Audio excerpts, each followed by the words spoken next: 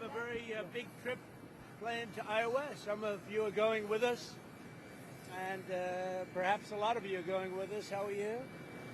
And we have a very big crowd, so it's going to be a lot of fun. And we're sort of celebrating like the biggest bill of its kind ever signed. And it's going to make this country into a rocket ship. It's going to be really great. Mr. President, you met with a lot of House Republicans yesterday.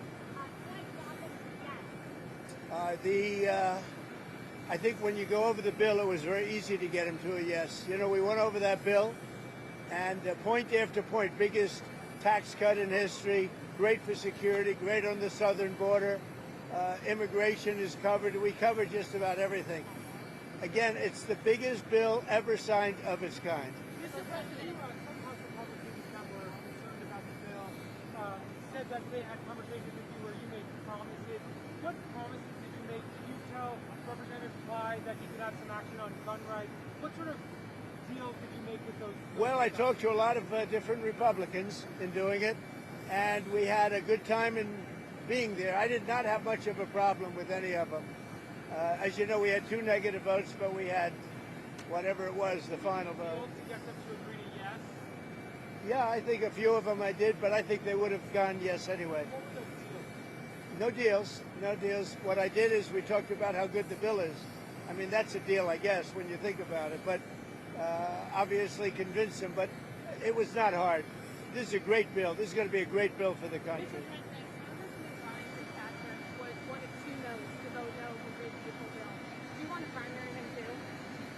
Well, I was disappointed that he did that.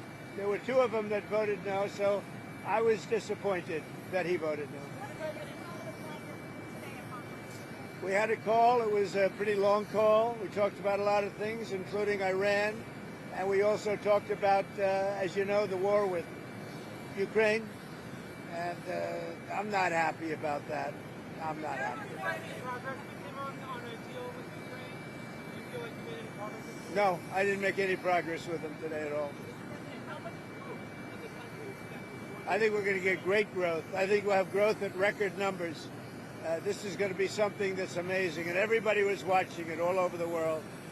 And I want to congratulate the Speaker and Tom Emmer and Steve Scalise and everybody else. I mean, they worked so hard, so hard. This has really been going on for over a year, if you think about it. I think, to be exact, about 14 months.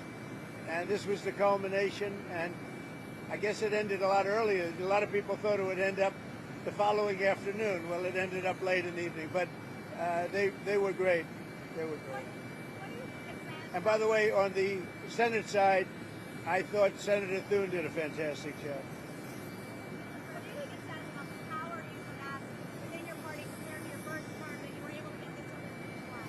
I think I have more power now. I do. You know, I could say, oh, gee, I don't know.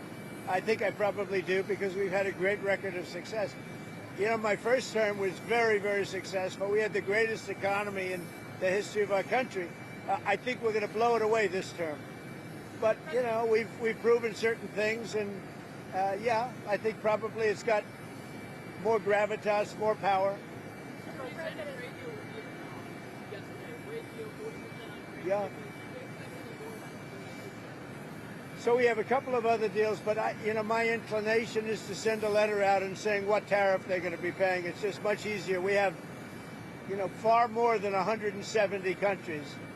And how many deals can you make? And you can make good deals, but they're very much more complicated.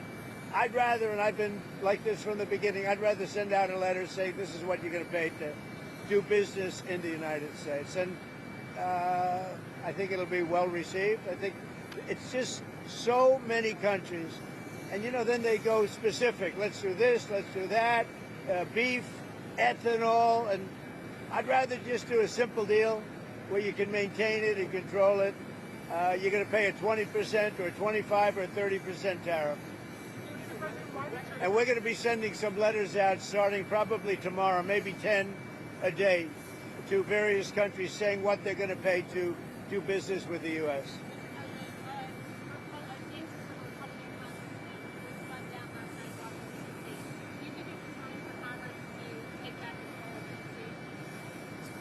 I think that D.C. has to become a very safe place, and We're not going to let anything bad happen to D.C. That's our beautiful D.C., and we're not going to let anything bad. And we'll have something to say about it next week. Why did you hold back why did you pause weapons shipments to Ukraine? On what? Why did you pause weapons shipments? We haven't. We're giving weapons, but we've given so many weapons. But we are giving weapons, and we're working with them and trying to help them. But we haven't. You know, Biden emptied out our whole country giving them weapons, and we have to make sure that we have enough for ourselves. Who are you with? The New York Times. Oh, no wonder. Go ahead.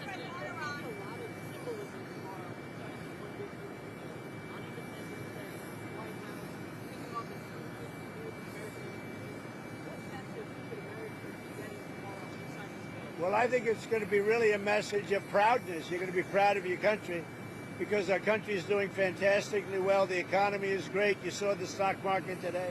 We're setting records, and in every aspect of our country, we're doing well, despite the fact that we inherited millions of people that shouldn't have been here. And I think we have crime stats that are coming out that are showing the lowest numbers we've had in many years. And that also despite the fact that a lot of people are here that shouldn't have been let into our country. So they're going to be very proud tomorrow. So we're signing at about 5 o'clock. And at about 5 o'clock, we're going to have B-2s and F-22s and F-35s flying right over the White House.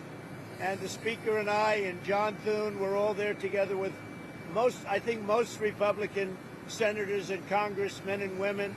And it's going to be a great day. So we'll be signing with those beautiful planes flying right over our heads.